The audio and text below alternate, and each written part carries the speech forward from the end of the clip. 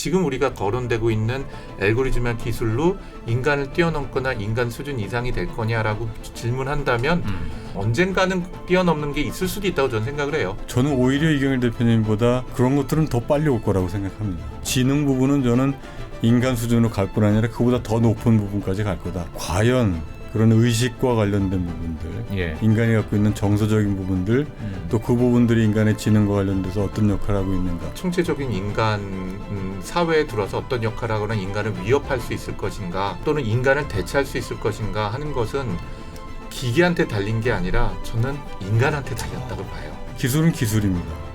그걸 어떻게 이용할 것인가 우리한테 달려있는 것이고, 그래서 어떻게 공존할 거냐. 오히려 우려는 로봇이 인간처럼 되는 게 우려가 아니라 인간이 로봇 비슷하게 되는 게 우려라고 생각합니다.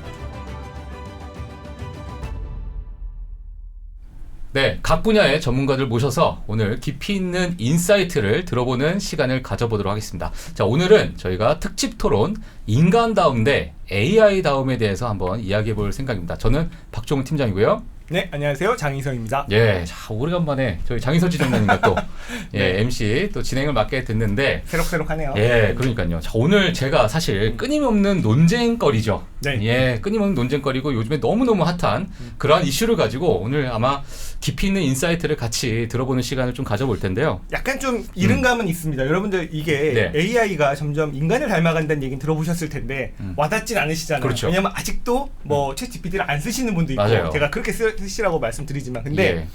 이런 논쟁이 한 2, 3년 뒤에는 어떤 방송이든지 할 것 같아요. 그렇죠. 근데 예. 저희는 누굽니까? 3프로 TV 아닙니까? 예. 그래서 이 방송은 3년 뒤에 성지가 된다. 성지가 된다. 예, 이 클립은. 그래서 정말 2, 3년 지나면 어느 방송에든지 할 법한 주제를 저희가 좀 미리 가져왔습니다. 예. 왜? AI가 인간을 닮아간다는 게 우리가 언제 알았습니까? 오픈 AI 사태 때. 그렇죠. 그렇죠. 예. 결국에는 뭐 큐스타로 얘기를 하는 AGI, 일반 인공지능에 관련된 다툼이었던 거잖아요. 자, 그럼 자, 인공지능이 AI가 인간을 닮아간다면 그러면 사실 이게 얼핏 봐서 지금도 그런 챗GPT 세팅으로는 이게 인간이 대답하는 건지, 네. 그렇죠? AI가 대답하는 건지 모르잖아요. 그렇게 되면 자, AI가 인간을 닮아갔을 때 그렇다면 과연 인간다움이란 무엇인가? AI다움이란 무엇인가? 그게 되게 모호해질 수 있거든요. 예. 오늘 그거에 대한 토론을 좀 해보려고 합니다. 네, 자 그러면 네. 정말 저희가 모시기 힘든 두 분을 또 모셨습니다. 정말 모시기 힘든 분들. 예. 네. 인간다움이라는 책을 쓰신 서울대학교 김기현 교수님과 그리고 AI가 전문가이신 솔트룩스 이경일 대표 두 분을 모시고 한번 진지한 대화를 한번 해보도록 하겠습니다. 안녕하세요. 안녕하세요. 안녕하십니까. 반갑습니다. 정말 반갑습니다. 이 두 분을 한 자리에 모시는 것 자체가 네. 너무 영광입니다. 정말. 그렇죠. 예. 일단 우리 김기현 교수님은 3프로 TV 처음 예, 처음입니다. 와주셔서 불러주셔서 고맙습니다. 저희 그러면 시청자분들께 간단한 소개 좀 부탁드리겠습니다. 예, 저는 그 서울대 철학과에 있는 김기현 교수고요. 예. 그 뭐 철학 중에서도 이제 심리 철학, 인식론, 그러니까 마음에 대한 관심이 많았습니다. 근데 저는 기본적으로 인문학도 이제 과학하고 같이 가야 된다고 생각해서 예. 연구도 좀 그런 쪽으로 했고, 그래서 저희 그 인지과학 협동과정이라는 게 있습니다. 예. 거기에 AI 하는 분들, 신경과학 하는 분들, 언어학 하는 분들, 컴퓨터 사이언스 하는 분들 같이 모여서 하는데 거기 대학원에 있는 과정이고요. 네. 거기 협동과정이 겸임으로 있으면서 이제 곁에서 많은 것을 주워 듣고 철학과 관련시켜서 이야기하는 거 즐겨하고 있습니다. 알겠습니다. 오늘 김기현 교수님께서 이제 인간다움을 좀 대표해서 나오시긴 하셨어요. 교수님께서 쓴 책 이름이 인간다움. 예. 그렇습니다. 이잖아요. 자, 인간을 대표해서 나왔습니다. 인간다움 책 간략하게 어떤 내용인지만 좀 소개해 주시면 좋겠습니다. 그 책 쓰게 된 계기가 처음에 사실 저는 그 개인이라고 하는 것이 어떻게 형성이 됐는가 그런 얘기를 시작해가지고, 근데 개인이 어떻게 만들어졌는가가 보면은 그 부분에 정확한 이해가 있어야지. 요새 너무 우리나라 속에서 진영 논리 속에서 갈등도 심하고, 그래서 인간다움과 관련된 부분들이 기본적으로 어떻게 보면 공통분모가 될 수 있다는 생각을 좀 했습니다. 그러니까 개인의 형성에 대한 이야기를 하다 보니까 그게 이제 근대 자유주의, 요새 얘기하는 자유주의 대 무슨 공동체주의 대립도 있고 그런 얘기를 하다 보니까 개인이 어떻게 만들어졌는가에 대한 생각이 지금 결국은 21세기까지도 개인주의 시대가 오고 있기 때문에 다 공감할 겁니다. 그래서 그 공통분모가 뭔가 걸 얘기하다 보니까 결국에 인간다움에 대한 이야기로 연결이 되더라고요. 예. 그래서 인간다움이라고 하는 것이 우리 그 역사적으로 어떻게 그 인간다움에 대한 생각이 성숙돼 왔는가 예. 그런 얘기까지 이르게 됐습니다. 아. 그러다 보니까 좀 애초에 생각했던 것보다는 좀 더 무겁고 예. 좀 거창한 제목으로 좀 책을 쓰게 됐습니다. 알겠습니다. 야, 근데 이게 좀 어려워 보이실 수도 있지만 제가 볼 때는 정말 특히나 말씀하셨듯이 개인화되고 좀 인간성이 조금 뭐 실종까지는 아니더라도 좀 약해지고 있는 이런 시대 그리고 예. 정말 AGI를 맞이해야 되는 이 시대에 꼭 한 번씩들 읽어봐야 되는 책이 아닌가 생각이 예, 듭니다. 알겠습니다. 네. 자, 그러면 네. 또 반대편 진영이 있어야겠죠? 예. 우리 자, 또 패널분들은 이렇게 대결 모드 되게 싫어하는데 저는 너무 좋아합니다. 저희는 이런 거 너무 좋아해요. 예, 오늘 이것 때문에 잠을 못 잤어요, 제가. 자, 오늘 AI를 대표해서 또 나오신 솔트루스 이경일 대표님 모시도록 하겠습니다. 예. 반갑습니다. 예. 대표님. 저희 또 시청자분들께 간단하게 또 소개 좀 부탁드리겠습니다. 네, 뼛속까지 공돌이자 연구자인 솔트룩스 대표 맡고 있는 이경일입니다. 예. 네. 23살에 첫 AI 회사를 설립했어요. 와. 대학교 그래요? 4학년 때니까 그 올해 딱 30년 됐습니다. 야. 그 30년 동안에 인공지능이라는 분야 한 우물만 팠고요. 그 중에서도 사람 말, 사람 글을 이해하는 분야를 저희는 자연언어 처리라고 해요. 예. 이제 이 분야만 집중적으로 연구를 오. 많이 해왔고요. 현재 뭐 제가 만든 회사인 솔트룩스가 상장했으니까 상장 기업 대표이기도 하고 네. 창업자이기도 합니다. 오늘 일단 뭐 본격적으로 제가 뭐 질문 바로 들어가도록 하겠습니다. 예. 네.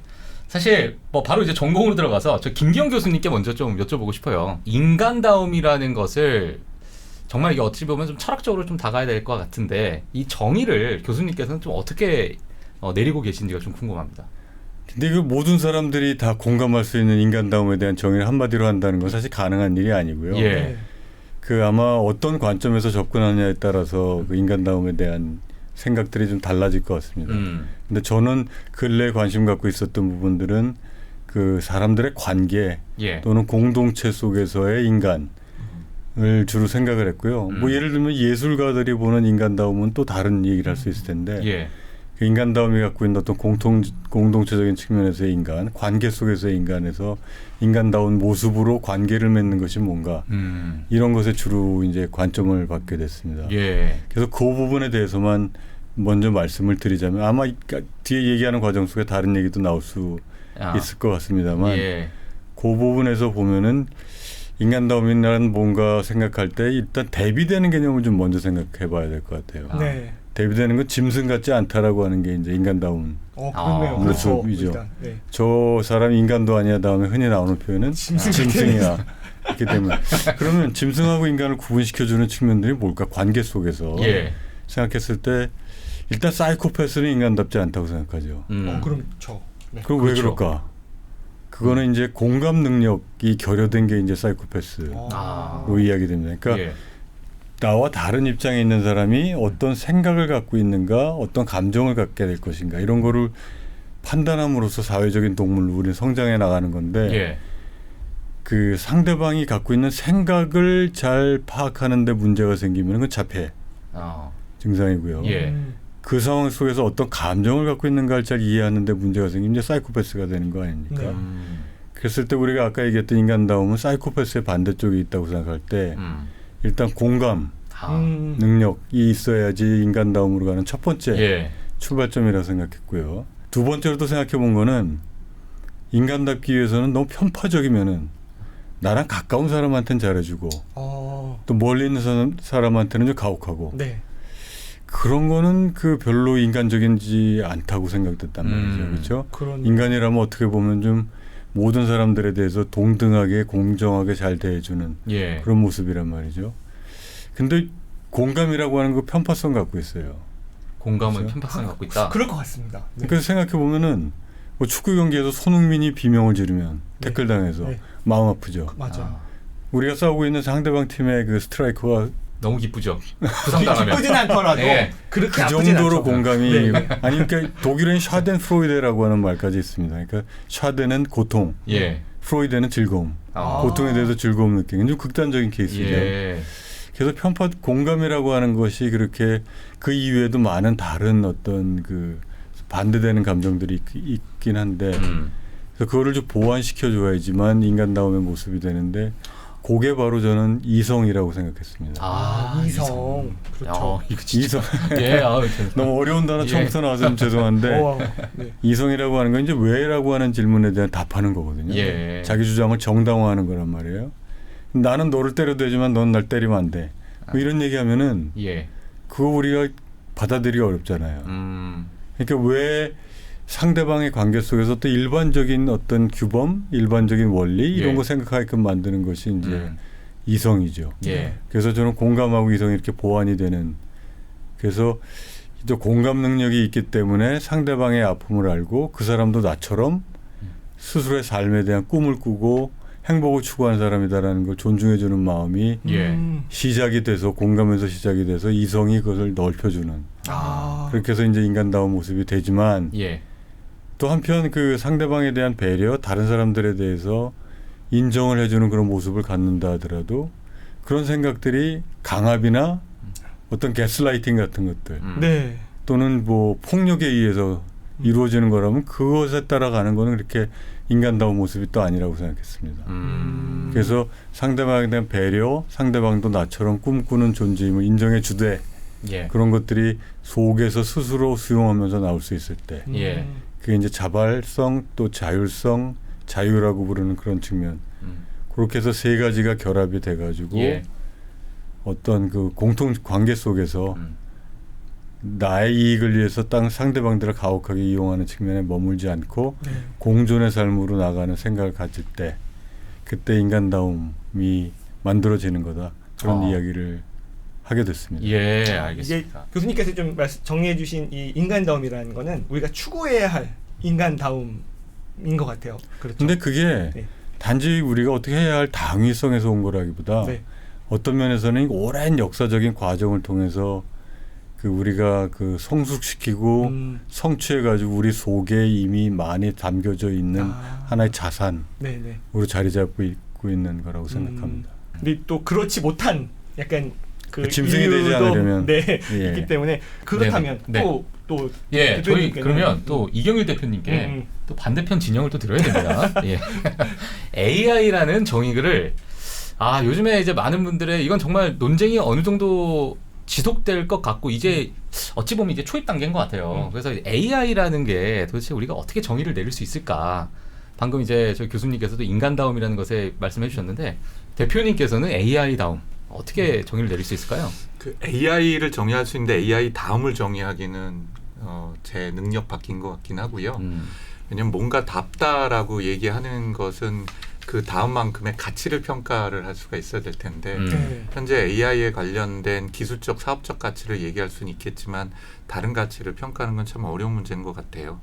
어쨌든 그 인공지능이 뭐냐라고 한다면 제가 내리는 정의는 이래요. 인공 플러스 지능이죠. 그래서 인공은 자연의 반대말이죠. 원래부터 존재하지 않았던 거. 그러니까 원래부터 존재하지 않았던 거는 이 마이크도 그렇고 그렇죠. 네. 제가 입고 있는 옷도 그렇고 제가 앉아있는 의자, 이 건물이죠. 예. 이게 이제 인공이고요. 지능은 뭐 해석하기에 따라 다르지만 아는 능력일 수도 있고요. 예. 네. 또 지식을 다룰 수 있는 능력이라고 해석해도 될 것 같아요. 그럼 인공지능은 뭐냐면 사람이 만든 물건이 예를 들면 이 마이크가 예. 제가 앉아있는 의자나 이 건물이나 제가 입은 옷이 아는 능력을 갖거나 예. 지식을 다룰 수 있는 능력을 갖는 것을 인공지능이라고 폭넓게 소개를 할 수가 있을 것 같아요. 예. 약간 이론적인 관점으로 인공지능을 보면 전통적으로 인공지능을 바라보는 시각이 두 축이 있어요. 그래서 인간을 닮아가는 인공지능으로 바라보는 시각이 있어요. 그 케이스는 인간처럼 행동하는 기계가 있다. 네. 라고 하면은 걔는 뭔가 인공지능이 아닐까 또는 인간처럼 생각하는 기계가 있다라고 하면은 걔는 인공지능 아닐까 하는 예. 인간을 흉내내는 게 있고요. 두 번째 또 다른 거는 지능이나 이성이라고 얘기하는 것이 모든 인간이 합당한 또는 레이셔널하다 그러는데 합리적인 의사결정이나 합리적인 사고를 하지 않는단 말이에요. 예. 비합리적인 게 인간이니까. 그러니까 합리적인 의사결정을 하거나 합리적인 생각이나 합리적인 행동을 하는 기계를 인공지능이라고 정의하자라는 시각도 있어요. 그래서 그게 인공지능 뭐라고 딱 정의하기 힘들지만 쉽게 청취자들한테 말씀드리면 우리가 만든 물건이 뭔가를 아는 능력을 갖고 그리고 또 행동을 하고 그리고 또 지식을 다룰 수 있도록 하는 능력을 갖는 모든 거는 넓은 의미에서 인공지능이다라고 정의해도 될 것 같아요. 저는 인공지능이 윤리적이어야 되고 그 흔히 responsible 하다 그러는데 책임질 수 있고 신뢰할 수 있는 인공지능이 있어야 된다고 사람들이 주장을 해요. 네. 그래야지 인공지능이 의미 있다고. 그러면 사람은 신뢰할 만하고 사람은 예를 들면 합리적이고 또 예. 사람은 모든 사람이 다 윤리적이냐. 예. 그렇지 않거든요. 그렇죠. 네. 그래서 그 경계면을 잘라가지고선 얘기하기가 참 어려운 면이 있는 거죠. 이게 또 하나의 또 필요한 접점이 있네요. 예. 그러니까 인간다움이 교수님 말씀해주신 인간다움에 예. 인공지능이 여기로 가느냐도 있지만 그렇다면 그게 인간이 비합리적인 부분이 있을 때 이거를 합리적으로 하는 인공지능과 정말 인간처럼 행동하는 인공지능에 대한 논란. 그럼 또 이건 그렇죠. 또 그런 AI의 인간다움에 대한 또 논란이 될 수 있어서 오늘 접점으로 가질 게 많이 있을 것 같습니다. 예, 알겠습니다. 최근에 가장 가까운 이제 사건을 좀 보게 되면 이제 챗GPT, 오픈 AI에 대해서 이제 CEO인 샘 알트만이 해고되는 그러한 이제 사건이 있었어요. 근데 그 사건의 이제 내막을 보게 되면 큐스타라는 일반 인공지능인 큐스타를 개발하고 있고 그 자세한 내용을 이사회에 알려주지 않았다라는 이야기가 좀 있는 상황인데, 자, 이러다 보니까 이게 인공지능 개발에 대한 어떤 두려움이란 표현은 좀 그렇지만은 약간의 인간에게 좀 해를 끼치지 않을까라는 어떤 한 사이드가 있을 것이고, 자, 이것을 우리가 빨리 상업화해야 된다, 상용화 시켜야 된다라는 또 다른 우리 발전을 시켜야 된다라는 이 약간의 어떤 논쟁이 나왔던 부분인데, 일단 먼저 저희 대표님께서 그 상황에 대해서 우리가 어떻게 좀 지켜보셨는지가 좀 궁금합니다. 예. 일단은 용어가 AGI가 Artificial General Intelligence예요. 예. 그래서 한국어로 번역한다면은 일반 인공지능이 아니고요. 인공 일반지능이라고 번역하는 게 맞겠죠. 예, 예. 네. 그러니까 일반 지능이라는 거를 인공적으로 만들어낼 수 있냐 하는 거예요. 예. 그러면 일반 인공지능이 뭐냐라는 건데 굳이 번역을 한다면 일반 인공지능보다는 범용 인공지능에 가까운 것 같아요. 그러니까 인간은 제가 잘하진 못해도 노래도 하고 시도 쓸 수 있고 글도 쓸 수 있고 수학도 하고 그 다음에 운전도 할 수 있고 이렇게 인간이를 가지고 있는 총체는 굉장히 다양한 지적 능력을 가지고 있죠. 예. 뭐 어떤 관점으로 보면 다중지능 이론이라는 것도 있어요. 그러니까 지능이라는 것이 우리가 IQ 지수뿐만 아니라 공감을 갖는 능력, 사회적인 지수들, 자연과 교감을 할 수 있는 능력들도 모두 다 지능이라는 거죠. 또 운동하는 능력도 사실은 지능이죠. 완벽한 지능이죠. 그럼 이 모든 것들을 다 할 수 있는 제가 아까 정의한 인간이 만든 기계가 존재할 수 있냐는 거예요. 인간이 만든 물건이 총체적인 지능의 여러 면면을 다 가질 수 있냐는 거죠. 그게 이제 인공 일반지능이라고 하는 AGI라고 표현을 해요. 그런데 그렇지 지금은 않기 때문에 이슈인 거죠. 지금의 네. 알파고는 바둑만 잘 두는 거죠. 네. 지금의 챗GPT는 글을 알아듣고 글을 읽고 그거에 대한 답변을 하고 대화하는 거를 잘하는 거죠. 네. 예. 그 챗GPT 보고 운전하라고 그러면 운전하나요? 못하잖아요. 그렇죠. 테슬라의 풀 셀프 드라이빙은 운전만 할 줄 아는 거죠. 네. 야. 얘 보고 저하고 잡담하거나 저한테 사랑스러운 이야기를 해달라고 할 수 있나요? 못하죠. 네. 결국은 그래서 이렇게 총체적인 인간이 갖는 지적 능력, 다양한 관점의 지적 능력을 갖는 기계라는 것, 갖는 물건이라는 것이 우리가 바라보는 AGI라고 보시면 돼요. 근데 거기서 이제 아까 큐스타 얘기를 한 거는 현재 인공지능은 인공지능 기술의 학습 기술은 딱 세 가지 종류가 있어요. 첫 번째는 기계한테 일일이 가르쳐 주는 거예요. 예. 네. 1 더하기 1은 2고 2 더하기 3은 5야 라고 뭔가에 대한 문제와 그 문제에 대한 답을 동시에 가르쳐 주는 거예요. 이런 걸 예. 우리가 일일이 지도한다 해서 지도학습을 한다 그래요. 비지도학습은 그냥 책 한 권 딱 던져주고 네가 알아서 공부해봐 라는 거죠. 네. 그 다음에 강화학습이라는 게 있어요. 예. 원래 이게 인공지능 분야에서 만든 용어들이 아니에요. 강화학습은 옆에서 있다가 얘가 지가 혼자 문제 내고 답을 풀었는데 잘 풀었어요. 네. 그러면 칭찬해주고 틀렸어요. 그럼 회초리로 때리는 거예요. 아. 내 이놈 또 틀렸어요. 예. 그럼 얘가 아프니까 보상을 받아가면서 잘하는 방향으로 자기가 가서 스스로 공부하는 걸 우리가 강화학습이라고 해요. 근데 지금 챗GPT를 포함한 모든 기술들은 이 세 가지 기술을 다 쓰거든요. 네. 챗GPT는 사전학습이라는 걸 방대하게 할 때는 비지도 학습을 하고 특정 목적을 가르쳐 줄 때는 지도 학습을 하고 그 결과물을 혼자 공부해가면서 강화학습을 해요. 단지 강학습할 때 사람이 일일이 옆에서 피드백을 줘요. 너 잘했어 못했어 라는 거를.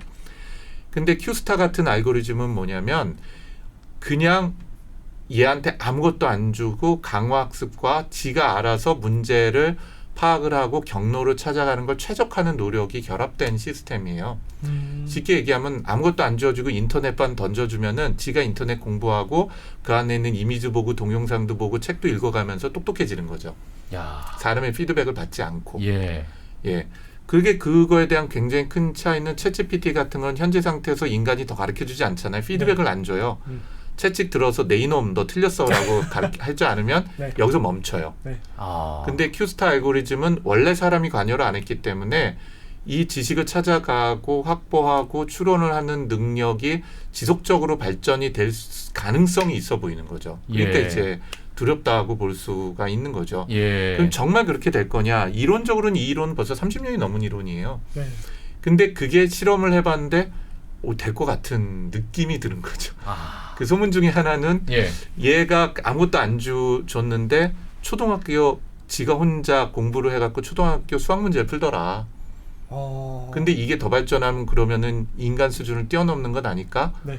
이제 하는 것에 대한 걱정과 상상을 상상을 제공을 하는 거죠. 아. 그러니까 인간보다 뛰어날까봐에 대한 걱정은, 그러니까 결국에는 여러 영화에서도 나오듯이 인류의 해가 될까봐의 걱정이잖아요. 그렇죠. 그런데 저는 아까 말씀드린 것처럼 지능이라는 게 지능이라고 얘기하는 게 지적인 능력이라고 하는 추론이나 사유의 영역만 저는 있다고 생각은 안 하거든요.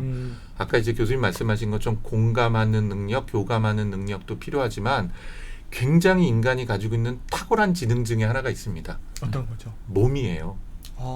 네. 몸이요. 몸이요. 몸이 어떻게 지능? 그래서 몸을 움직일 수 있는 모든 능력은 지능이에요. 그렇죠, 그렇죠. 인간처럼 섬세하게 봄바람이 흩날릴 때 손끝에 흔들리는 꽃잎을 가지고 있을 때 느끼는 그 감성과 사랑, 예. 그 다음에 깨닫는 그 통찰, 이런 모든 것들은 몸이 없으면 불가능하거든요. 그래서 인지과학 쪽에서도 embodied intelligence라는 게 있어요. 그래서 몸이 얼마나 중요한가냐는 거죠. 그래서 인간이 가지고 있는 지능 중에서 지금 챗GPT가 하거나 저희 회사 같은 회사가 하는 지능은 말 그대로 읽고 쓰고 보고 하는 것에 대한 지능의 아주 일부 영역인 거죠. 예, 그런데 인간에 관련된 AGI라고 흔히 얘기하는 일반적인 인간 한 명이 총체적으로 가질 수 있는 지적 능력이라는 것은 훨씬 더 방대하고 넓고 복잡하다고 저는 생각을 해요. 예. 그래서 지금 우리가 거론되고 있는 알고리즘의 기술로 인간을 뛰어넘거나 인간 수준 이상이 될 거냐라고 질문한다면 저는 이렇게 답변을 하죠. 그거 아세요? 100년 전에 실제로 전 세계에서 사람하고 자동차하고 달리기 경주대회를 했어요. 네. 실제로요. 그리고 90년 전인가 80년 전에 포크레인이 처음 나오니까 그걸 노동자들이 거절을 했어요. 우리 일자리 잃는다고. 그렇죠. 그래서 굉장히 유명한 그 미국의 실줄이 있었던 사건인데 포크레인하고 사람이 땅 파기 경쟁을 했어요. 사람이 이겼어요. 근데. 그래요. 그리고 이기고 나서 그 자리에서 죽었어요. 3일 동안 땅을 파가지고. 그러니까. 농담이 아닙니다. 진짜입니다. 야. 근데 지금 우리 포크레인하고 사람이 경쟁을 하나요? 안 안 하죠. 자동차하고 달리 경쟁하기 불가능한 것이죠. 예. 그래서 특정 능력에 관련돼서 우리가 소위 인공지능이라 얘기하는 것들이 인간을 뛰어넘을 수는 있을 텐데 예. 오늘 주제로 말씀하는 총체적인 인간의 지적 능력이라는 걸 뛰어나는 건 언젠가는 뛰어넘는 게 있을 수도 있다고 저는 생각을 해요. 언젠가는. 적어도 제가 살아있는 동안은 아닐 것 같고요. 저희 아이들이 살아있는 동안도 아닐 거라고 저는 생각을 하긴 해요. 예. 그래도 그 발전 속도는 어마어마하다고 생각은 하고요. 근데 언젠가는이라도, 왜냐하면 저희 자손들이 문제가 되니까. 왜냐면 그러니까 이건 거잖아요. 결국에는 우리가 AI를 인공지능을 컨트롤할 수 없는 수준이 올 수 있다는 거. 그럼 혹시 교수님은 이거에 대해서 좀 어떻게 생각? 그러니까 너무 이게 인간을 뛰어넘는 그런 발전을 해서 우리가 그들을 컨트롤할 수 없으면 저희가 잠깐도 얘기했지만 그런 디스토피아적인 영화 같은 일이 벌어질 수 있는 거잖아요. 교수님은 좀 어떻게 근데 생각하세요? 그런 부분들에 대해서는 좀 너무 과장하지 않았으면 좋겠어요. 그러니까 보면은 기존에 그 이제 이경일 대표님 말씀하신 개별적인 태스크에 관한 전문적인 능력들, 그게 이제 엑스퍼트 시스템들이 AI 초기에 많이 만들어지지 않았습니까? 지금도 뭐 암을 진단한다든가 하는 것들. 그래서 AI라고 하는 것이 지금 폭발적으로 확대되다 보니까 이런 디스토피아적인 얘기 나오고 그러는데, 근데 이런 얘기가 없었던 것도 아니에요, 이전에. 그렇죠. 생각해 보면은 네. 예를 들면 계산기 같은 경우는 네. 우리가 AI 전에는 계산기에 대해서 위협을 안 느꼈잖아요. 그렇지만 계산기가 뭐 이 산수를 하고 있는 능력은 인간 능력을 훨씬 넘어서죠. 네.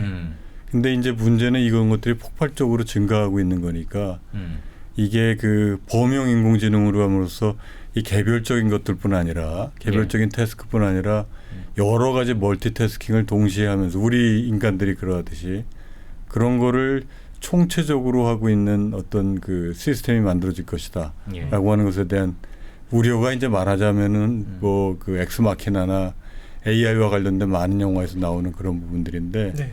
저는 오히려 이경일 대표님보다 그런 것들은 더 빨리 올 거라고 생각합니다.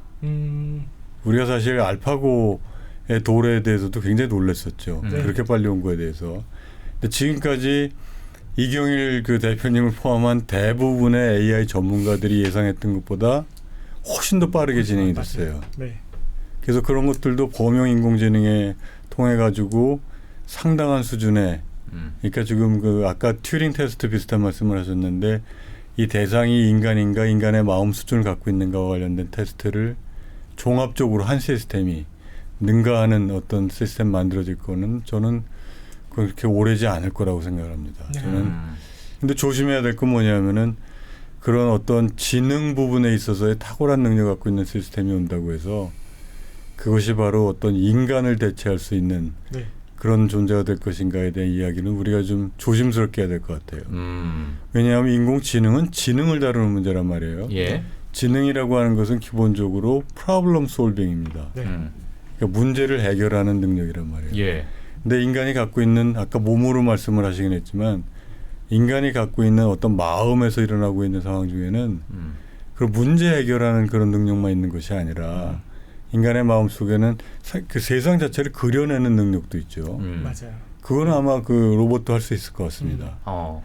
그 뭐 카메라 잘 달고 예. 카메라에서 들어온 인풋이 그 전체 시스템에서 잘 어울리도록 정보 처리할 수 있는 능력이 된다면. 근데 좀 더 그 우리가 주목해야 될 부분들은 이제 의식과 관련된 부분들인데 예. 뭐 아침에 일어나서 마루에 나가게 되면 어떤 커피 향기가 일 때 그 느낌 같은 것들 예. 그런 부분 의식이라는 것도 뭐 이제 스펙트럼이 넓긴 합니다만 어떤 외부 대상과의 교류 속에서 느껴지는 어떤 느낌이 동반된 어떤 심적 상태들 네. 그것뿐 아니라 또 마음 상태를 바라보면은 이게 이제 인지적인 상태 대상을 파악한 상태뿐 아니라 그 위에 어떤 사람을 지배하고 있는 무드도 있고요. 네. 그런 것들은 그까 말씀하신 어떤 몸하고 관계된 그런 부분일 수도 있는데 어떤 사람은 낙관적인 생각 갖고 있고 어떤 사람은 좀 비관적인 사람도 있을 예. 수 있고 사람들마다 갖고 있는 어떤 세상에 대한 그림, 느낌, 그 정서적인 측면들 이런 부분들이 있단 말이죠. 근데 그런 부분들이 어찌 보면은 이 나머지 문제를 해결하는 그러한 우리가 갖고 있는 지능이라고 하는 시스템 속에 긴밀하게 연관되면서 역동적으로 관계를 맺고 있는 부분들일 것 같아요. 예. 그래서 우리가 포괄적으로 AI 시스템이라고 하는 존재가 인간의 마음과 같은 형태로 갈 것이냐라고 네. 했는데 지능 부분은 저는 인간 수준으로 갈 뿐 아니라 그보다 더 높은 부분까지 갈 거다라고 하는 부분은 저 의심하지 않는데 이제 과연 그런 의식과 관련된 부분들 예. 인간이 갖고 있는 정서적인 부분들 또 그 부분들이 인간의 지능과 관련돼서 어떤 역할을 하고 있는가 그것에 대한 평가가 이루어져야지 예. 과연 AI 시스템이라고 하는 것이 인간과 같은 마음을 갖고 인간과 유사한 존재가 될 수 있는가 네. 그런 문제에 대한 답이 주어질 수 있을 것 같아요. 저는 근데 그 부분에 대해서는 다소 부정적입니다. 아, 그러니까 이건 것 같아요. 그러니까 저희가 걱정하는 거는 그러니까 말씀하셨듯이 교수님도 인정하셨듯이 AI가 인공지능이 지능은 인간을 뛰어넘을 수 있기 때문에 그건 말씀하셨던 지능은 문제 해결은 어쨌든 특정 업무들은 인간보다 훨씬 잘할 수 있으나 인간의 컨트롤 하에 있는 거죠. 근데 네. 저희가 걱정하는 거는 그들이 의식이 생기면서 인공지능이 인류를 컨트롤할까 봐. 그게 이제 영화에서 많이 나오는 그런 일들이잖아요. 근데 그거에 대해서는 부정적이다. 그런 아니요, 그게 제가 1차적으로 부정적으로 생각하는 거는 지능이라고 하는 것을 고도로 발전시켜서 AGI까지 범용인공지능까지 간다고 해서 그 존재가 인간과 유사한 어떤 정서를 갖게 될 것인가? 이건 별개의 문제고요. 이 인공지능이 그 발달해 가지고 어떤 자체적인 보존 메커니즘을 갖게 됐을 때 그것들이 인류 사회에 어떤 피해를 줄 수 있는가? 이런 문제는 또 별개의 문제입니다. 그거는 또 가능성은 있다라고 생각하십니까? 그거는 가능성이 있죠. 그거는 생각해 보면은 아니 굉장히 일상적인 차원에서 생각해 봐야 됩니다. 네. 우리 과거에 있었던 많은 기술이나 산업이라고 하는 것은 기술은 기술입니다. 그걸 어떻게 이용할 것인가 우리한테 달려 있는 것이고, 근데 뭐 핵무기가 나왔을 때도 마찬가지죠. 네. 그것이 갖고 있는 잠재력은 어떻게 사용하느냐에 따라 굉장히 인간들에게 유리한 어떤 블레싱일 수도 있고 재앙을 초래할 수도 있고. 예. 네. 마찬가지로 AI가 탁월한 이 지능을 갖고 문제 해결 능력을 갖고 있는 시스템이 더군다나 여러 문제를 동시에 처리해 줄 수 있는 시스템이 갖고 있는 거 우리한테는 큰 기술 아닙니까? 예. 그래서 기술의 차원에서 봤을 때 이 인공지능은 우리가 어떻게 사용할 것인가에 따라 달라질 수 있는 부분이라고 생각합니다. 그런데 예. 인간의 마음과 같은 인간과 같은 로봇가 만들어질 것인가 그 부분에 대해서는 저는 회의적이고요. 그래서 그래요? 인간이 될 수 있느냐 없느냐 이런 문제보다 더 중요한 것은 AI라고 하는 건 기본적으로 기술이라고 하는 걸 정확하게 인식하고 네. 그 기술을 어떻게 활용할 것인가에 대한 담론 같은 거는 분명히 있어야 된다고 생각합니다. 맞아요. 근데 그 정서하니까 아까 또 저희가 살짝 그 오프닝 전에 나왔던 이경희 대표님께서 해주신 말씀이 기억이 나는데, 자 그러면은 자 정서를 갖기는 어렵다라고 교수님 생각하시는데 또 다르게 볼 수 있는 면이 있다고 말씀해 주셨어요. 저는 이제 그 AI 자체가 진짜 정서나 감성 그리고 또 우리가 생각하는 마음을 가지냐, 네. 실제로 마음 이론이라는 게 있어요. 네. 그러냐 아니냐라는 걸 떠나서요. 그건 이제 굉장히 중요한 본질적인 문제인데, 우리가 얘에 대해서 얘가 마음이 있다라고 생각을 우리가 하느냐 안 하느냐가 더 중요할 수도 있어요. 임팩트는요. 걔가 마음은 없는데 마음이 있는 척, 공감을 안 하는데 공감하는 행동을 하는 척을 했을 때 네. 그 행동하는 척하는 것에 관련돼서 우리의 반응이 뭐냐 하는 거죠. 그리고 그걸 우리가 어떻게 인식하냐는 거예요. 근데 그 인식이 예를 들면 제가 차를 새로 샀는데 오늘 아침에 이렇게 갔는데 누가 새 차에다 옆에 쫙 긁어놨어요. 그럼 벌써 이렇게 우시려고 그러시잖아요. 내 에마에다가 그러니까요. 아깝고 그리고 막 가슴이 찢어지려고 해요. 걔는 그냥 쇳덩어리거든요. 네, 페인트 칠을 다시 하면 돼요. 네네. 근데 우리는 그 기계에 대해서도 감정이입을 하는 거죠. 맞아요. 근데 더더군다나 소통 가능하고 그런 척하는, 진짜 있는지 없는지 몰라도 하는 거를 우리가 어떻게 받아들일 거냐, 그리고 그거에 대해서 우리가 어떤 감정적 이입을 하고 의사결정에 영향을 미칠 거냐 하는 게, 저는 얘가 지적으로 진짜 뛰어나서 얘가 어떤 이성적이고 감정을 가질 수가 있고 의식을 가지냐 하는 것보다 의식을 갖는 것처럼 행동했을 때 우리가 그걸 어떻게 대응하고 또 어떻게 반응할 거냐 하는 것에 대한 게 훨씬 더 임팩트가 클 가능성이 있다라고 생각을 하거든요. 왜냐하면 우리는 유전적으로 진화가 됐으니까요. 조금만 더 나가면은 네. 제가 생각하는 인간의 정의가 뭐냐, 인간 다음은 제가 잘 모르겠고요. 근데 제가 생각하는 인간의 정의가 뭐냐고 묻는다면 저한테는 사유하는 사회적 동물이라고 생각하거든요. 그러니까 그렇네요. 사유라는 거는 넓게는 생각일 수도 있는데, 교수님 아까 말씀하신 것처럼 원인을 찾으려고 하고 근거를 찾으려고 이유를 대려고 하는 거죠. 근데 그거의 철학적인 기반은 이제 추론이거든요. 그 이유가 어디서부터 출발될까, 원인은 무엇일까라는 찾아나는 거죠. 벌써 뭐 고대 그리스로 올라가야 되는 거죠. 연역적 추론, 균형적 추론 이런 얘기들이. 실제 인공지능 연구의 출발이 추론부터 시작을 했어요. 예. 그래서 논리적 추론하는 건 연역적인 거고, 예. 데이터를 많이 쏟아 넣어가지고선 지가 알아서 거기서 패턴을 발견한 건 귀납적 추론인데, 지금 챗GPT 같은 거는 다 귀납적 추론이에요. 그래서 어쨌든 이런 여러 가지 원인과 이유와 뭐 원리를 찾아내려고 하는 과정을 고민을 해서 그것들을 해낼 수 있는 기계를 만드는 과정이 지금 인공지능 학자들이 하고 있는 과정이라고 보여지거든요. 예. 그러면 얘가 그 과정을 거쳐가지고서는 사람 수준으로 지적인 능력이라는 거니까 문제 해결 능력일 수도 있고요. 교수님 말씀처럼 또는 예를 들면 지식을 획득을 해서 인간하고 협력할 수 있는 능력을 가진다고 가정을 했을 때 그러면 얘가 총체적인 인간 사회에 들어와서 어떤 역할을 하거나 인간을 위협할 수 있을 것인가 하는 것 또는 인간을 대체할 수 있을 것인가 하는 것은 기계한테 달린 게 아니라 저는 인간한테 달렸다고 봐요. 그 인간이 사회적 합의를 통해서 그거를 수용할 건가 안 할 건가 하는 거죠. 왜냐하면 얘가 가지고 있는 사회적 비용과 사회적 총체적인 가치가 우리가 그 위험성을 끌어안을 수 있게 되면 어느 순간에 그건 저는 사회적 합의를 한다고 보거든요. 네.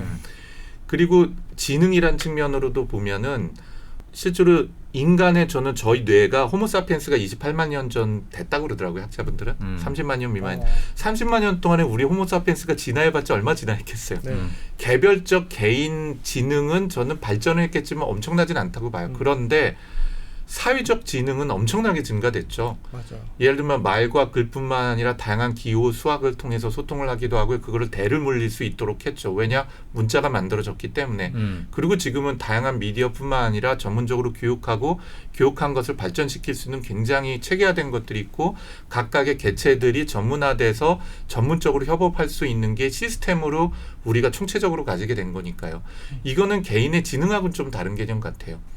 이거는 사회적으로 총체적으로 그 개별이 가지고 있는 지능을 총체적인 성과를 연결하거나 시스템으로 만들어낼 수 있는 능력을 인간 집단이 가지게 된 거거든요. 예. 그럼 기계가 그걸 할 수 있겠느냐? 라는 질문이 있어야지 인간을 뛰어넘거나 이렇게 할 수 있을 거냐는 질문이 되는 거죠. 예. 그 질문에 대해서는 언젠간 그럴지 모르겠는데 굉장히 복잡해지는 거예요. 네. 왜냐하면 우리 하나의 개체가 인간 개체가 다른 개체하고 소통을 하거나 사랑을 나누거나 협력을 하거나 배신을 하거나 하는 굉장히 그 복합적인 역학관계라는 것이 예.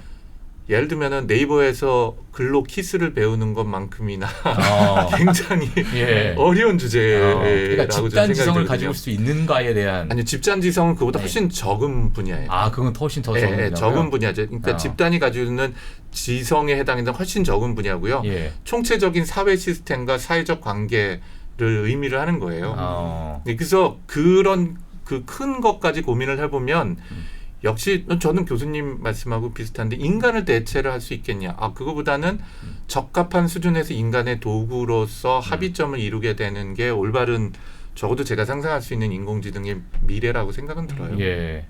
사실 그 공감과 이성 또는 이제 뭐 우리가 인간이 느끼는 감정 이런 부분은 인공지능이 그것도 어찌 보면 어렸을 때부터 내가 어렸을 때부터 뭐 해왔던 여러 가지 감정이나 공감 능력이나 이성적인 어떤 결정, 선택이나 이런 것들이 저희 부모 세대한테 배워서 내가 이렇게 하면은 안 되고 되고의 어떤 학습을 받는 상황에서 좀 이루어진 거라고 좀 생각이 드는데 물론 인간이 갖고 있는 천성적인 것도 있겠지만은 이런 부분이 근데 인공지능이 학습을 할 수 있습니까? 근데 이제 교수님께서는 교수님 관점으로 말씀해 주시고 저는 예. 제가 아까 말씀하신 인공지능 대표라 그러는데 저도 사람 대표 중에 아니고요. 알겠습니다. 인공지능 대표는 예. 아닌데 일단 첫 번째 해당이 되는 제 답변은요. 예.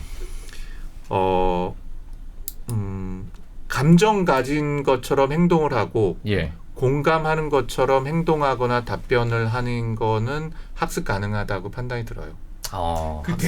되게 중요한 말씀하셨는데 어떻게 보면 더 정말 철학적인 말씀해 주신 거예요. 그러니까 사물의 본질이 중요한 게 아니라 사물을 바라보는 사람의 마음이 되게 중요한 거죠. 그건 아까 이제 드린 말씀은 요번은 걔가 어떤 행동을 하냐 하는 건데 그 행동을 그렇게 한다 그래서 그 본질이 인간과 같은지 안 같은지는 판단할 수 없다는 거예요. 그게 굉장히 어려운 주제예요. 그래서 제가 보기에는 사랑하는 행동을 할 수 있고 충분히요. 예. 공감하는 행동을 할 수가 있고 거기에 위로받는 사람들도 있을 거고 기계를 사랑하는 사람도 있을 거예요. 예. 저희 회사에 한 4년 전에 굉장히 이상한 회사의 대표님이 찾아오셨어요. 우리 저 교수님은 상상도 못 하셨을 텐데 혹시 리얼돌이라는 거 혹시 들어보셨어요? 예, 교수님? 들어봤습니다. 네. 사람 모양처럼 똑같이 생긴 인형이에요. 예. 근데 거기다가 저희 회사가 속삭이고 대화 나눌 수 있는 인공지능을 넣어달라는 거예요. 아. 미국에서 실제로 판매하고 있는데 가격이 2-3배가 된대요. 그냥 몸만 있는 거보다는 대화를 나누니까. 대화를 해주면. 그러면 그 사람들은 거기서 사랑도 느끼고 공감을 하는 거거든요. 네. 대화에서. 교감이라는 게 있는 거죠. 예. 대신에 교감의 정도는 낮겠죠. 그래도 그 교감의 정도를 낮은 것에 대한 애착을 사람이 보이는 거거든요. 예. 그래서 말씀드린 것처럼 예. 저는 진짜 마음을 갖냐, 진짜 공감을 하냐는 알 수가 없다. 왜냐? 인간과 기계는 다르기 때문에. 우리 인간은 바이올로지, 그러니까 생체적으로 세포로 구성이 되어 있고 생명체이잖아요. 예. 그리고 우리가 생각하는 굉장히 많은 감정, 느낌, 환희는 사실은 화학작용이 영향을 굉장히 많이 미치죠. 네. 신경전달 물질에서 도파민이 쏟아져 나오면은 나 사랑하나 봐, 행복하냐라고 진짜 느껴 하니까. 그럼 기계는 화학적 작용을 하냐? 화학은 전혀 없거든요. 네. 전기작용에 의해서만 작동이 돼요. 예. 그러면 개가 사랑을 느낀다는 걸 인간의 화학적 작용, 사랑이나 공감하는 것하고 같은 척도로 볼 수 있냐? 전 그렇게 생각 안 돼요. 극단적으로 보면은 기계도 기계다운 사랑이 있을 거고 기계다운 공감이 있는데 그 근본이나 원리는 다를 것 같아요. 그런데 행동하는 거는 같을 수도 있다. 라고 이제 상상이 들기는 합니다. 그러니까 제가 지금 하신 말씀이 예. 이걸 한번 생각해 보세요. 제가 이제 어떤 여자한테 뭐 제 예를 들면 처제라고 합시다. 예. 근데 처제가 저한테 계속 뭐라 그러냐면 결혼하고 싶다 그래요. 그런데 계속 내가 이제 남자를 소개시켜 주려고 그러면 계속 핑계를 대면서 자리를 피한다. 아. 그럼 그 거죠. 사람은 결혼하고 싶은 사람입니까 아닙니까? 아니죠. 그러니까 어떤 사람이 어떤 마음에 있는 상태인가를 우리가 판단할 때는 예. 그 사람 마음속을 들여다보고 판단하는 게 아니라 그 사람 행동 양식을 보고서 판단하는 거거든요. 기본적으로. 예. 그래서 지금 이 대표님 말씀하신 거는 우리가 상대방 어떤 시스템 자체가 AI 시스템이 예. 어떤 행동 양식을 보이는 거랑 그 사람 그 존재가 그러한 마음을 갖고 있다는 거랑 연상이 되어 있기 때문에 어떻게 보면 결합이 되어 있기 때문에 그 행동 양식을 통해서 그 사람들의 마음, 우리가 갖고 있는 마음 상태를 시뮬레이션 해낼 수가 있는 거죠. 예. 그게 마음 이론이에요. 예. 그게 이제 어떻게 보면 그게 기본적으로 행동주의라고 부르는 형태의 기본적인 건데 이제 예. 그런 이슈, 그게 이제 튜링 테스트에서부터 예. 처음에 이제 컴퓨터 사이언스가 발달할 때부터 저 존재가 마음을 갖고 있는가를 판단하기 위해서는 그 사람이 어떤 식으로 대화를 하고 어떤 식으로 행동을 하느냐를 보고서 판단하는 건데 우리는 드러나는 것으로 그 사람의 마음을 들여다볼 수가 없으니까 예. 하는 것이 이제 일반적인 거죠. 근데 이제 그 문제도 그 문제인데 거기서 근데 그건 이제 관계와 관련된 것이고 어떤 시스템을 통해서 우리가 어떤 산업적인 도움을 받을 것인가 예. 라고 하는 점에서 분명히 이제 AI 하는 사람들은 이 감정적인 어떤 교류를 하는 서비스 로봇 만들려면 그런 것들을 잘 알아야지 네. 만들 수 있겠죠. 그건 이제 이미 만들어져 있고 예. 대화를 통해서 하는 것들은 많이 있지 않습니까? 그건 만들어지긴 할 텐데 근데 그거는 이제 대화고 산업적인 측면에서의 시스템과의 관계고 좀 더 저는 이제 좀 철학하는 사람이니까 인간이란 어떤 존재인가라고 하는 걸 생각해 봤을 때 지능과 관련된 거 행위와 관련된 걸 이야기를 할 때 인간들은 어찌 보면 아까 말씀드린 의식이라고 하는 측면이 있기 때문에 예. 스스로 새로운 문제를 만들어내는 그런 능력이 있거든요. 예. 예를 들어서 내가 세상에 대해서 어떤 우울한 감정을 갖고 있고 근데 어떤 밝은 쪽을 지향하고 싶으면은 자기 주어진 상황 속에서 이런 문제가 해결됐으면 좋을 텐데라고 하는 관점을 갖게 될 겁니다. 그래서 문제를 던지는 능력 그리고 문제를 해결하는 능력을 함께 갖고 있는 이제 지능의 두 측면이라고 예. 볼 수 있겠죠. 근데 이 두 가지 중에 후자는 이제 컴퓨터가 압도적으로 해줄 겁니다. AI가 압도적으로. 어떤 문제가 주어졌을 때 해결해주는 그 문제를 해결해주는 예. 것. 더 나아가서 문제 자체를 설정하는 것도 가능하겠지만 그거는 뭐냐면 더 큰 문제를 해결하기 위한 바로 밑에 있는 문제들 예. 그것까지도 가능할 거예요. 예. 근데 첫 번째 들어가는 문제를 과연 AI가 던질 수 있겠는가? 그건 모르겠어요. 저는 그거는 어찌 보면은 그 인간들이 갖고 있는 어떤 정서와 세계와의 관계 속에서 세계를 어떤 식으로 바라보는가와 관련된 이 정서적인 측면 예. 이런 부분들이 없이는 예. 그런 지능이 어떤 문제를 던지는 지능, 네. 앞으로 AI가 발전할수록 그런 지능이 우리에게 더 가치 있는 거게 될 거라고 생각하는데 예. 그런 부분들은 별도로 중요한 부분이 아닐까. 알겠습니다. 그 윤리성 도덕률 뭐 이게 참 어찌 보면 감정에 관련된 이야기일 수도 있겠지만은 이 부분이 지금 실제로 좀 학습이 되고 있는 상황인가요? AI 업계에서? 그러니까 윤리나 도덕이라는 것의 정의가 뭐냐를 우리가 정의 내리기 되게 어렵죠. 물론 교과서에는 정의는 내리지만 예.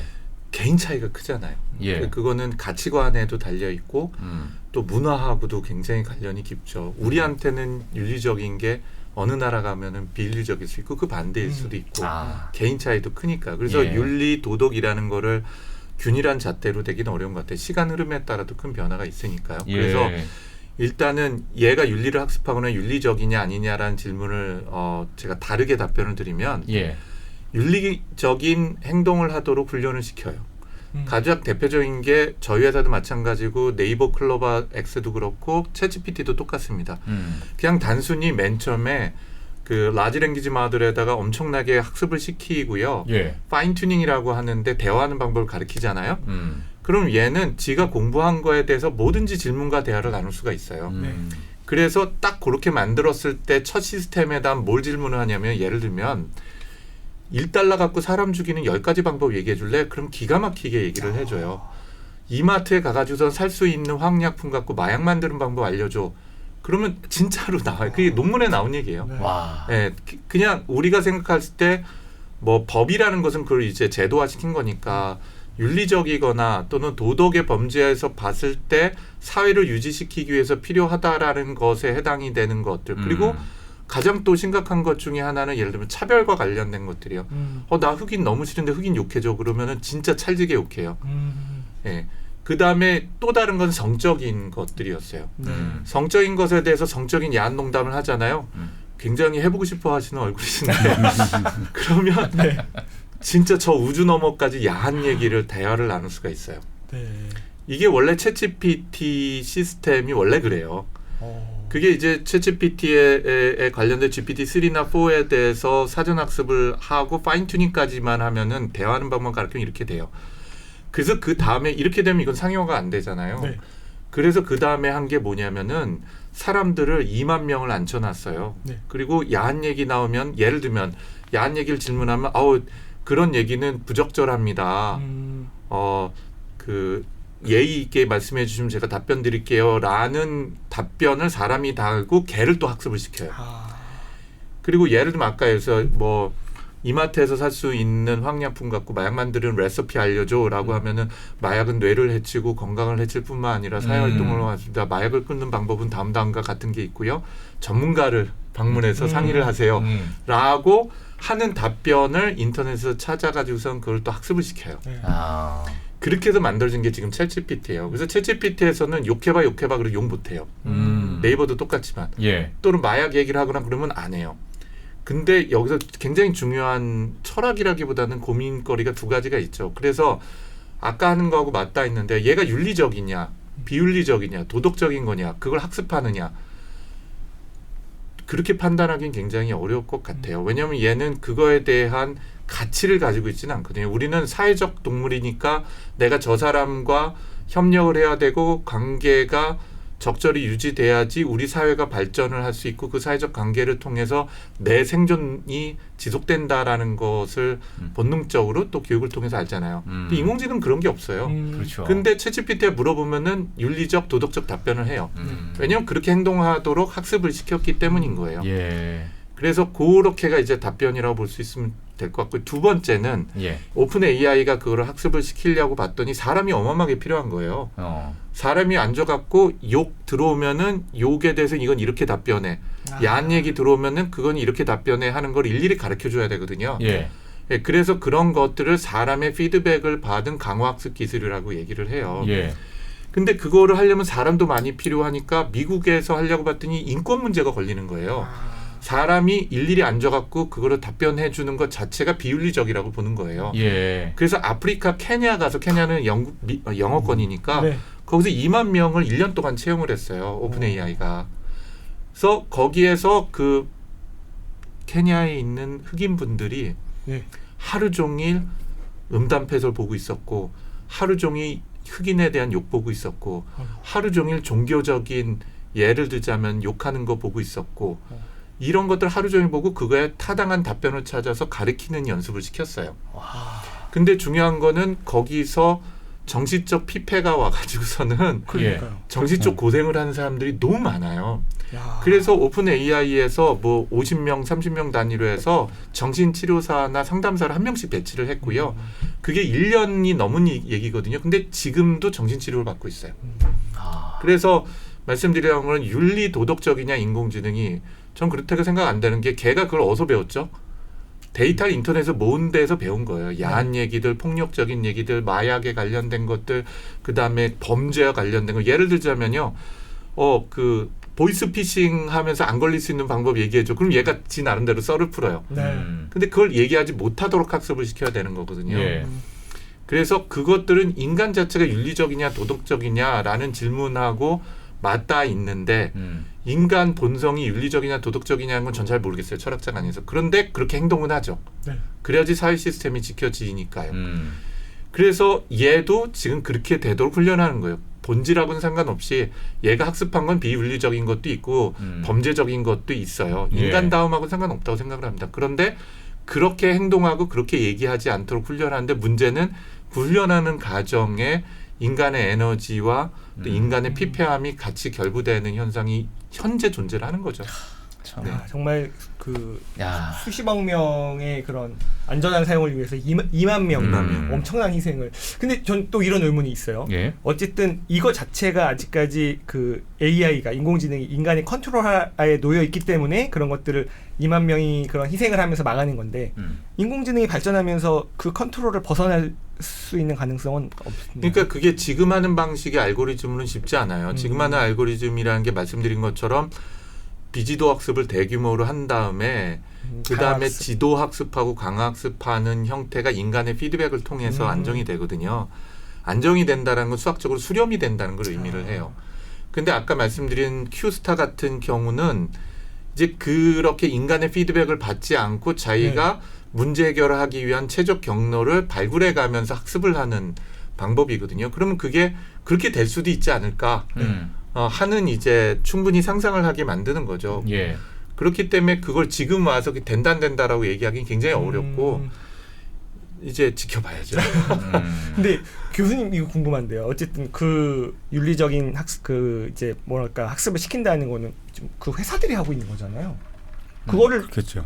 그런 자격에 대한 아니면은 그거에 대한 어소시에이션 같은 게 만들어져서 해야 되는 건 아닌지 그런 어떻게 생각하세요? 그게 사실 그것도 굉장히 그 어느 선에서 해야 할 건지에 대한 얘기들이 간단치 않을 것 같습니다. 윤리라고 하는 것 자체가 항상 그 어떻게 보면은 특정한 사람의 가치관을 남에게 강요하는 형태가 돼서는 또 안 되고 그렇긴 하지만 이 AI와 관련된 챗 GPT 애들 GPT와 관련된 이런 LLM 모델의 다양한 것들이 나오고 있는데 여기에 공통적인 어떤 그 윤리적 코드 같은 거를 같이 그 공유할 수 있는 걸 심어줘야 되는 그런 부분들이기 때문에 그런 부분 좀 공감합니다. 그러니까 그게 어떤 특정한 이념이나 특정한 가치관을 주입하지 않으면서도 어떻게 보면 보편적인 그 에티컬 코드들을 공유하면서 나아갈 수 있는 그런 부분들. 근데 그런 부분들이 많이 지금 그 AI 하는 사람들이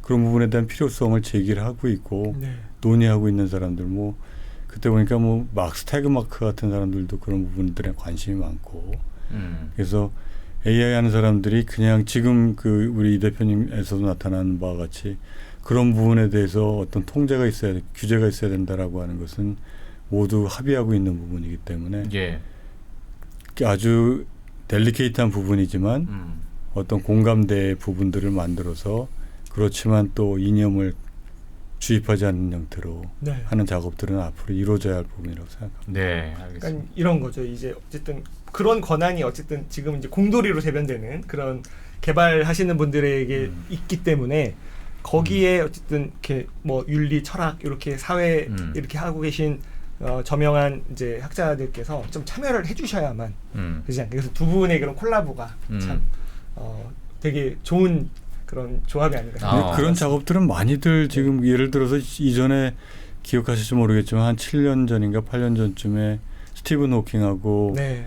그 일론 머스크로 네. 대변되는 또 몇몇 한 7, 8명의 AI 학자들이 함께 모여가지고 그 편지를 네. 공개 소환 같은 걸 냈었잖아요. 네. 그러니까 AI 사용과 관련된 그때는 주로 이제 주목한 게 AI 기술 자체의 악용과 관련된 거였는데 그때는 뭐 이제 무기를 만든다든가 이런 맞아. 부분들에 대한 우려가 있었고 근데 지금 말씀하신 거는 그뿐 아니라 어떤 사람들이 그 대화 속에서 아주 듣지 않아야 예. 하지 말아야 할 대화와 관련된 그런 부분들이니까 예. 그런 부분들은 아마 AI 하고 있는 모든 분들도 공감하고 있는 부분이라 예. 그런 부분에 누군가 대표님 한번 시작하시죠. 이니셔티브를 쥐고서 한다면은 상당히 근데 그거는 철학자들이 나서가지고 그냥 한다 이렇게 되면 안 되고 그건 진짜 AI 자체를 알고 있는 분들이 하셔야 되는 그런 부분들이어가지고 예. 알겠습니다. 주도해 주신 어떤 기대를 해봅니다. 예. 혹시 교수님께서는 만약에 AI가 나중에 우리 삶에 깊숙이 들어오게 되면 어떤 새로운 어떤 인간다움으로서 그걸 포용할 수 있을까라는 부분에서 어떻게 생각하십니까? 저는 그 인간과 같은 그 AI가 만들어질 거라고 생각하지 않습니다. 예. 그리고 AI가 결국은 우리 인간들이 만들어내는 기술인 한 우리한테 위협이 될 거라고 생각하지도 않고요. 예. 그런데 조심해야 될 것이 디스토피아적인 얘기들은 좀 조심해야 될 것 네. 같아요. 그렇게 되면은 과민 반응을 일으키기 때문에 근데 생리적으로 가만히 보면은 야 AI 시대가 왔으니까 우리 다 행복해지고 그럴 거야 라고 얘기하는 말보다 야 AI가 이제 인간과 같은 어떤 로봇 만들어지는 거 아니야? 라고 하는 얘기가 더 솔깃하게 들린다고요. 그러다 예. 보니까 이제 그런 얘기들에 대한 과대한 우려 같은 것들을 만들고 그거는 이제 불필요한 오버리액션 만들 수가 있기 때문에 예. 전 그런 부분이 조심해야 된다고 생각하고요. 오히려 우려는 로봇이 인간처럼 되는 게 우려가 아니라 인간이 로봇 비슷하게 되는 게 예. 우려라고 생각합니다. 이거 너무 진짜 판단의 외주화 같은 것들 예. 그리고 어떤 편리성에 그 우리가 익숙해지는 사이에 가랑비에 옷깃 젖듯이 예. 어떤 그 스스로의 자기를 만들어 나가는 판단 같은 것들이 약해지고 그러다 보면 점점 더 어떤 면에서 로봇에 의존하는 경향이 더 강화될 수도 있고 네. 저는 인간과 로봇이 비슷해진다면 그거는 로봇이 인간에 많이 다가오기 때문에 그런 게 아니라 인간이 로봇에 많이 다가가기 때문에 그렇게 될 가능성이 높다고 생각합니다. 예. 그래서 인간이 인간으로 남아있는 한 예. 우리가 현재 생각하고 있는 우리가 귀중한 자산이라고 하는 것에 대해서 유념하고 있는 한 예. 뭐 저는 로봇가 인간하고 맞먹거나 인간을 지배하거나 그럴 결국은 로봇도 그렇고 AI도 그렇고 인간이 결국 수단이기 때문에 수단으로서 통제할 능력도 없는 것도 아니고 예. 바보들도 아니고 예. 그래서 그런 부분에 대한 신뢰는 있습니다. 알겠습니다. 저희가 마지막으로 딱 한 질문만 하고 저희 마치도록 하겠습니다. 이제 대표님께서는 사실 이 AI 시대에서 우리가 인간과 AI가 어떻게 또 공존하는 것이 대표님이 보시는 하나의 미래일까? 어떻게 보고 참 계시나요? 어려운 질문. 예. 일단은 먼 미래는 제가 잘 모르겠고요. 예. 단기적으로 봤을 때는 충분히 의미 있는 도구일 거라고 확신은 해요. 네네. 근데 그 의미 있는 도구에 관련되어 있는 경제적 효과 때문에 실제로 그게 가지고 있는 위협에 관련돼서 너무 과소평가를 하지 않고 예. 천천히 지켜볼 수 있으면 좋겠거든요. 그런데 문제는 이제 그게 이제 너무 빨리 흘러갔을 때 우리 사회나 우리가 대응하고 적응할 수 있는 시간이 부족할 수가 있죠.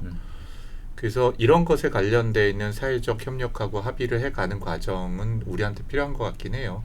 그래서 어떻게 공존할 거냐라고 질문하신다면 지금 우리하고 길거리를 다니는 자동차들이 공존하듯이 그렇게 이제 되는 게 제가 봤을 때는 직설적인 얘기예요. 여기 한마디만 더 붙일게요. 네. 전 세계에서 1년에 인간을 가장 많이 살해하는 기기가 뭔지 아세요? 자동차. 그게 자동차예요. 네. 그러니까 죽는 사람이 13만 명이에요. 네. 자동차로. 예. 그리고 다치고 장애를 갖는 사람은 수십만 명이겠죠. 그렇죠. 근데 어떻게 우리 공존해요? 그렇게 사람을 많이 죽이는데요. 그러니까 그거에 대한 이제 경제적 사회적 가치가 더 크다고 우리가 평가를 하니까 여러 틀을 만든 거죠. 첫 번째 시스템을 만들어요. 횡단보도도 만들고 신호등도 만들고 뭐 아이들 다니는 초등학교 앞에서 30km 이상 다니다 사고 나면 감옥 가야 되고 이런 식으로 뭔가의 체계화 시스템을 만들죠. 그다음에 두 번째는 법제도를 강화시켜요. 레귤레이션을 만드는 거죠.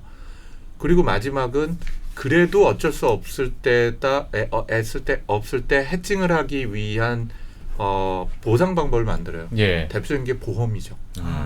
누가 교통사고로 돌아가셨으면 아휴 안타깝습니다. 어떡합니까? 라고 하지만 그러면서 한 10억 들이면서 네, 이제 새 출발하시죠 하는 게 충분한 보상이 될 수는 없죠. 예. 근데 인간은 사회적으로 그걸 받아들이면서 사회적 도구로 이제 자동차를 사용하는 거죠. 그래서 인공지능과 사람이 공존하는 세상은 먼 미래는 모르겠고요. 예.